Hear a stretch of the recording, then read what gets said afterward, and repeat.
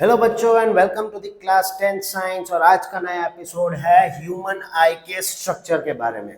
आज हम इस टॉपिक में पढ़ेंगे कि भाई हमारी आंखें जो है वो कैसे एक लेंस का यानी कि एक कैमरा का काम करती है और हमें कैसे सारी चीजें दिखाई देती है। The human eye helps us to see the beautiful world around us. और कलरफुल वर्ल्ड जो है हमारे आजू बाजू में वो हमें क्यों दिखता है, कैसे दिखता है, चलिए स्टेप बाय स्टेप ह्यूमन आई का स्ट्रक्चर समझते हैं। सबसे पहला पार्ट जो आता है ह्यूमन आई में वो है cornea. Now this cornea it is a transparent layer, एक ये बाहर का बल्ज है, ट्रांसपेरेंट बल्ज है यहाँ पे जो कॉर्निया का काम करता है। It let's the light enter inside the eyes. Okay, the second part comes is the iris. Iris क्या है? वो एक कलर्ड पार्ट है, this green coloured part. Okay, now the part it controls the size of the pupil। वो किसके control करेगा? जो हमारा प्यूपिल है ये ब्लैक कलर का, उसकी साइज को वो छोटा या बड़ा रिक्वायरमेंट के मुताबिक करेगा। Next is the pupil. It is the black opening in the iris which allows the light to enter the eye. यानी कि अगर कोई रे ऑफ लाइट आ रही है तो वो सबसे पहले कॉर्निया के ऊपर, फिर जाके वो जाएगी आइरिस के ऊपर, वहां से वो प्यूपिल में एंटर करेगी। उसके बाद आता है हमारा lens, the crystalline lens. Lens it is transparent and elastic. वो ट्रांसपेरेंट तो है ही लेकिन साथ में इलास्टिक भी है। इलास्टिक मतलब वो छोटा या बड़ा, पतला या मोटा भी हो सकता है। और ये जो छोटा बड़ा पतला मोटा करने का काम जो है ना वो करते हैं यहाँ के दो, वो है सीलियरी मसल्स। वो क्या है? वो सीलियरी मसल्स है। उनका काम सिर्फ इतना है कि वो लेंस को खींचेंगे रिलीज करेंगे, खींचेंगे रिलीज करेंगे एज पर अवर रिक्वायरमेंट। जैसे कि आप लोग सब मोबाइल फोन यूज करते हो तो आप फोटोग्राफी करते हो तो उसमें आप फोकस को यूज करते हो, उसी तरह आई लेंस की फोकल लेंथ को सेट करने के लिए होते हैं सीलियरी मसल्स। उसके बाद आता है रेटिना, यानी कि ये जो पीछे का पोर्शन है वो वाला। Retina is having the light sensitive sales. यानी कि जब रे ऑफ लाइट यहाँ से एंटर होके रेटिना पे जा रही है तो वो rays of light after getting reflection यहाँ पे मिलेगी, रेटिना के ऊपर मिलेगी। वहां पे जो लाइट सेंसिटिव सेल्स है वो एक्टिवेट हो जाएंगे और वो सेल्स लाइट सिग्नल्स को कन्वर्ट करेंगे इलेक्ट्रिकल सिग्नल्स में।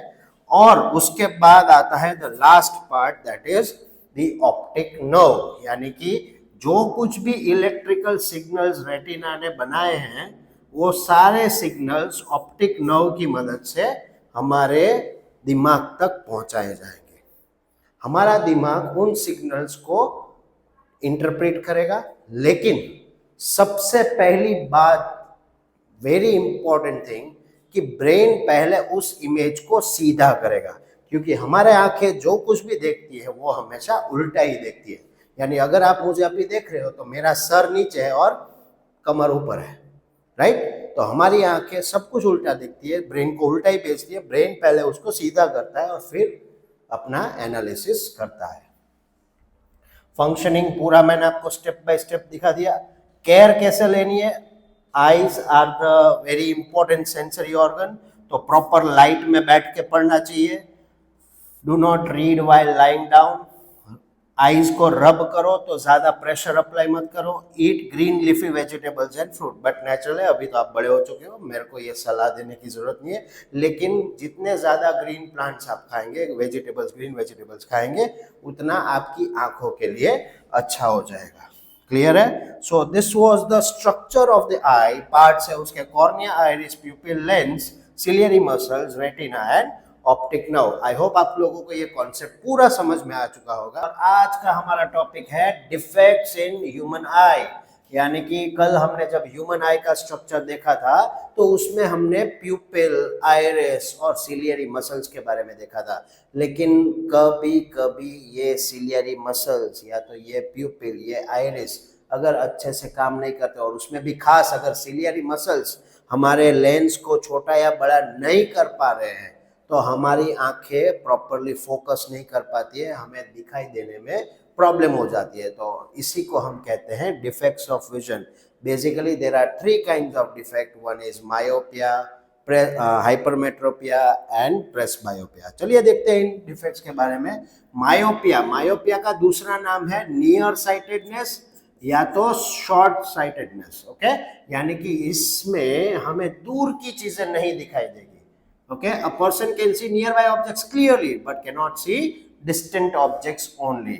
ओके, इसका रीजन क्या है, क्यों होता है हमें myopia? The reason is eyeball is too long or the eye lens has more converging power. Eye lens rays को ज्यादा फटाफट से कन्वर्ज करता है। होता क्या है कि इमेज है, मान लो कि ये पेड़ इधर दूर जगह पे कहीं पड़ा है तो उसकी रेज आएगी और आफ्टर रिफ्लेक्शन रेटिना तक पहुंचने से पहले ही वो एक दूसरे को इंटरसेक्ट कर लेगी, तो इमेज उसका यहाँ पे बनेगा, रेटिना पे नहीं बनेगा। इसलिए हमें इसमें ये पेड़ बहुत ही अच्छे से नहीं दिखाई देगा। और इसका करेक्शन है कि we can use concave lens. हम जब जो चश्मे पहनते हैं ना उसमें दोनों प्रकार के लेंस हो सकते हैं, कॉन्वेक्स भी और कॉन्केव भी। तो हम कॉन्केव लेंस यूज करके हम ये प्रॉब्लम इजीली सॉल्व कर सकते हैं।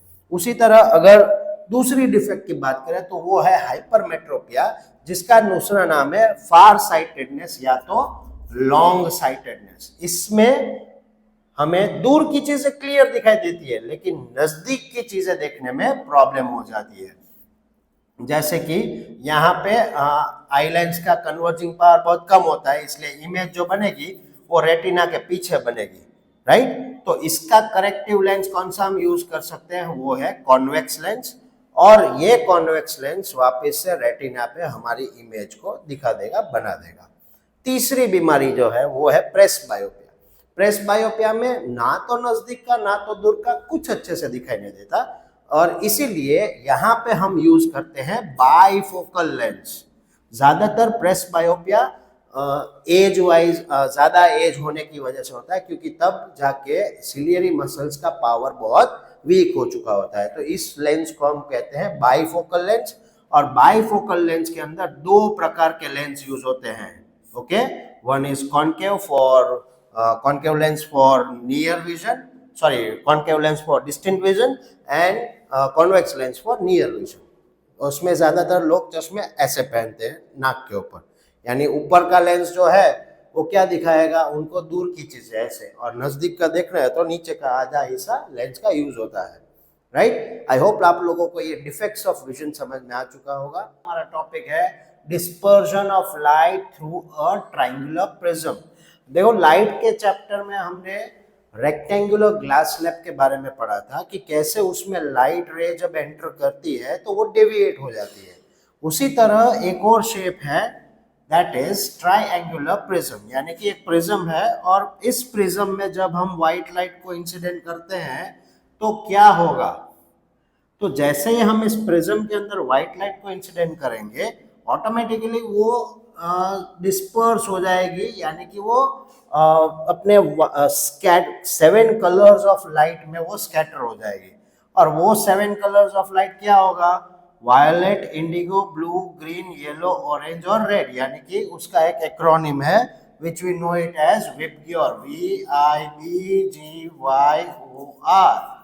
यानी कि violet, indigo, blue, green, yellow, orange, red.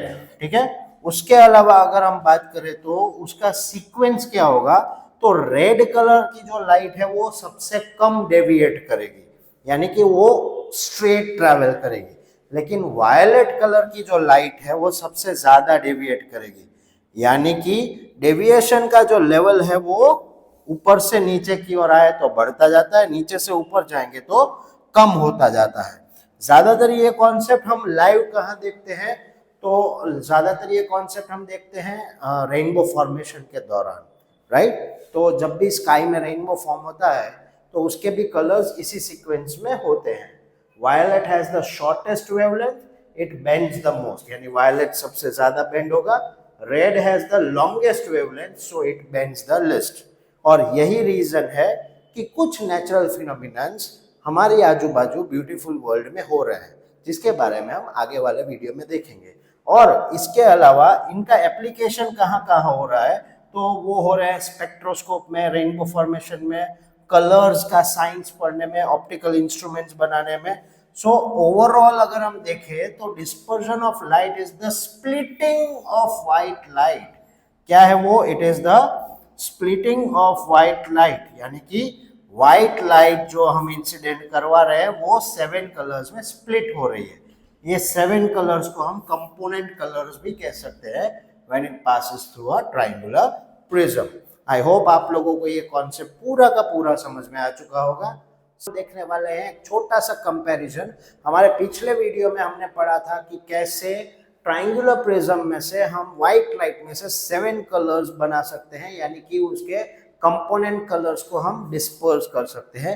लेकिन यही जो फिनोमेना हमने देखा है ट्रायंगुलर प्रिज्म का, वो नेचुरली हमको कैसे रेनबो फॉर्मेशन में देखने को मिलता है।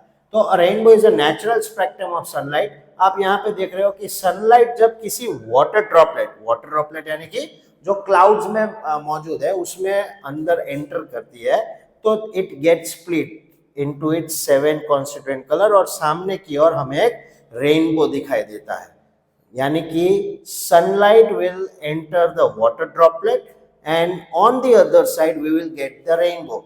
दिस मीन्स कि भाई यहाँ पे क्या चीजें हो रही है, ये जो वाटर ड्रॉपलेट है वो एक प्रिज्म का काम कर रहा है।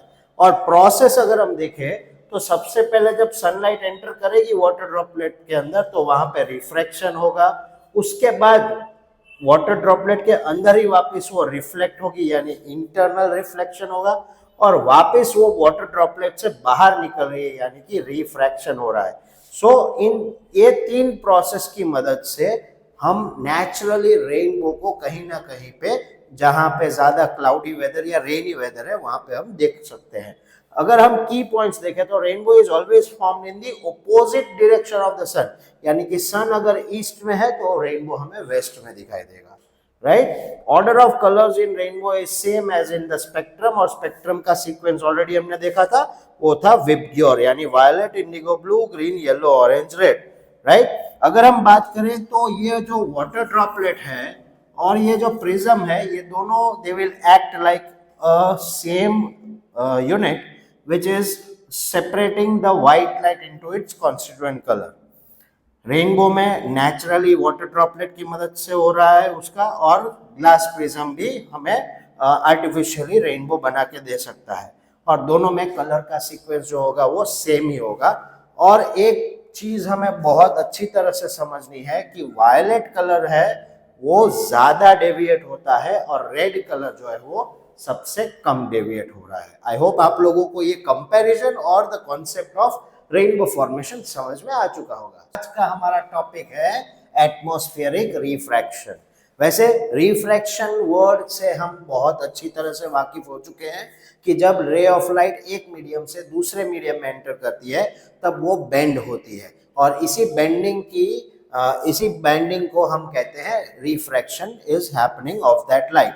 नाउ रिफ्रैक्शन जो हमने 9th चैप्टर में पढ़ा था, लाइट चैप्टर में जो हमने पढ़ा था, उसको प्रैक्टिकली हम कहाँ पे इंप्लाई कर सकते हैं वो हम इस चैप्टर में देखेंगे। रिफ्रैक्शन ऑफ लाइट का बेस्ट एग्जांपल है the twinkling of star. Okay, अगर हम देखें कि भाई जब कोई रे ऑफ लाइट, से फॉर एग्जांपल कि ये एक सन है जहां से रे ऑफ लाइट आ रही है। ओके, अब रे ऑफ लाइट जो आएगी ना वो थोड़ी बेंड होते होते आएगी। क्यों बेंड हो रही है?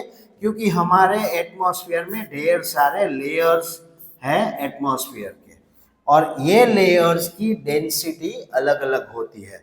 Now because of these layers what will happen is कि भाई ये लेयर्स उस रे ऑफ लाइट को बेंड कर देंगे, और बेंडिंग होने की वजह से इंसानों के आंखों तक जो रे ऑफ लाइट पहुंचेगी, अब इंसान है वो तो सीधा देखेंगे, या तो इधर या तो इधर या कभी इधर या कभी इधर। सो हर जगह पे हमें अलग अलग जगह पे वो ऑब्जेक्ट दिखाई देने वाला है, यानी कि स्टार या तो सन दिखाई देगा। इसी वजह से जो बेंडिंग हो रहा है और ये जो डेंसिटीज है लेयर्स की, वो डेंसिटी भी हर सेकेंड बदल जाती है। मतलब कि हर एक सेकेंड पे हमें कभी स्टार इधर दिखाई देता है, कभी इधर दिखाई देता है, कभी इधर दिखाई देता है। सो एक फिक्स पोजीशन नहीं देखने को मिलती, जिसकी वजह से हमें लगता है कि वो जो स्टार है वो ट्विंकल कर रहा है, यानी कभी इधर कभी इधर कभी इधर। असल में stars they do not twinkle. Sun बहुत नजदीक है, उससे भी दूर कई ऐसे स्टार्स है। सन इज ऑल्सो वन स्टार, ठीक है। सन इतना नजदीक है इसलिए वो हमें ट्विंकलिंग होता हुआ नहीं दिख रहा है, लेकिन दूसरे जो स्टार्स है जो सिर्फ पॉइंट सोर्स ऑफ लाइट वहां से आ रही है, तो वो हमें ट्विंकलिंग करते हुए दिखते हैं। ये इसका रीजन है दी एटमॉस्फेरिक रिफ्रैक्शन। उसके अलावा कभी कभी हमने देखा होगा कि भाई हमने say for example mirage formation is the best example. हम रोड पे जा रहे हैं, हमको आगे का रोड जो है वो गीला गीला दिखता है। उसका एक मेन रीजन है atmospheric refraction. Mirage formation deserts में भी हो सकता है। उसके अलावा कभी हम किसी शिप को देखते हैं कि वो शी शोर से जैसे जैसे आगे बढ़ती जाती है वो नीची होती जाती है, मतलब कि sun our surface is not flat, लेकिन असल में वो है एटमॉस्फेरिक रिफ्रैक्शन। दूसरा एक और एग्जांपल अगर मैं आपको दूं कि सुबह के टाइम पे जब सनराइज होता है तो सन जो है वो अभी भी होराइजन के नीचे है, होराइजन यानी क्षितिज के नीचे है, लेकिन बिकॉज ऑफ रिफ्लेक्शन हमें ऐसा लगता है कि वो ऊपर आ चुका है होराइजन के, और ऊपर आ चुका है मतलब सनराइज हो चुका है। इसी बात को हम कहते हैं एडवांस सनराइज। और ऐसा सेम प्रोसेस होता है सनसेट के टाइम पे भी, वो है डिलेड सनसेट, यानी कि एडवांस सनराइज के 2 मिनट, डिलेड सनसेट के 2 मिनट, यानी कुल मिलाकर 4 मिनट का डिफरेंस होता है। इसीलिए कहा जाता है कि हमारा दिन जो है वो 23 आवर्स और 56 मिनट्स का ही है, राइट। और ये जो बाकी के 4 मिनट बचे हुए हैं वो है because of atmospheric refraction. I hope आप लोगों को ये कॉन्सेप्ट समझ में आ चुका होगा, क्योंकि एटमॉस्फेरिक रिफ्रैक्शन की इफेक्ट्स हमें twinkling of star, advance sunrise, sunset, mirage formation हर जगह दिखाई देती है, जो प्रैक्टिकली हम देख चुके हैं। अगर आपको ये सब कुछ समझ में आ चुका है, और आज का हमारा टॉपिक है टिंडल इफेक्ट। वैसे तो हमने सेपरेशंस के बारे में, मिक्सचर्स के बारे में बहुत सारी चीज़ें पढ़ी है, लेकिन आज जो हम पढ़ने वाले हैं that is a Tyndall effect. Tyndall effect यानी कि it is a kind of a scattering of light which is happening because of the particles in the atmosphere. अगर हम बात करें तो the scattering of light by the particles of a colloid, यानी कि जो कोलॉइडल सॉल्यूशंस है उनके अंदर जो पार्टिकल्स होते हैं वो लाइट को जब स्कैटर करते हैं तो उसे हम कहते हैं Tyndall effect. Making the path of the light visible is called a Tyndall effect. यानी यहाँ पे मैंने देखो आपको एक बहुत ही सिंपल सा डायग्राम बताया है कि कैसे ये जो टॉर्च लाइट यहाँ से कॉलॉइड सॉल्यूशन में से निकल रही है और एक ट्रू सॉल्यूशन है। ट्रू सॉल्यूशन मतलब जिसके अंदर पार्टिकल्स बिल्कुल ही विजिबल नहीं है। तो यहाँ पे कॉलॉइड के जो पार्टिकल्स है वो लाइट को स्कैटर कर रहे हैं, वही लाइट यहाँ से नॉर्मली पास हो रही है। So this concept is known as Tyndall effect. When a beam of light passes through a colloid, its particles scatter the light in different directions. This is known as Tyndall effect. Due to this scattering, the path of the light becomes visible. यानी इस scattering की वजह से क्या हो रहा है कि जो light का रास्ता है वो हमें दिख रहा है। और वो क्यों दिख रहा है? क्योंकि particles वहाँ पे मौजूद है।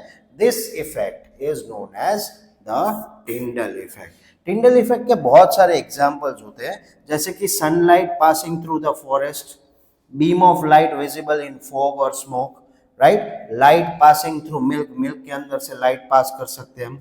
Sunlight visible in dusty water, यानी कि पानी में भी हमें कभी कभी सनलाइट विजिबल होती है। उसी तरह फॉरेस्ट में जब हम चल के जा रहे हैं तो ट्रीज के ऊपर से जैसा यहाँ पे दिखाया गया है कि सनलाइट देखने को मिल सकती है। So these all are the examples of Tyndall effect. The path of light is visible in colloid, क्या क्या हमने समझा। और दूसरा, the path of light is not visible in the true solution. Okay, अब इसका सिग्निफिकेंस क्या है, ये हमें कहाँ पे काम आता है? तो पहली बात कि वो हमें हेल्प करता है आइडेंटिफाई करने में कि कौन सा सॉल्यूशन कोलॉइड है। और दूसरा, it explains why we can see light beam in fog, mist and smoke. मान लो विंटर सीजन है, काफ़ी फॉगी एटमॉस्फेयर हो चुका है, तो उसमें भी हमें लाइट की रेज देखने को मिलती है। इसीलिए ज़्यादातर हमारी जो गाड़ियां हैं उसमें रेड लाइट यूज़ की जाती है, क्योंकि वो लाइट स्कैटर नहीं होती और वो सीधे पीछे वाले लोगों को दिखाई दे सके, ट्रैफिक में एक्सीडेंट ना हो सके फॉगी एटमॉस्फेयर में, उसके लिए। So this was about the Tyndall effect, a very important phenomenon of light happening in our surrounding because of the colloidal particles. I hope आपको ये समझ में आ चुका होगा. See you again in the next video.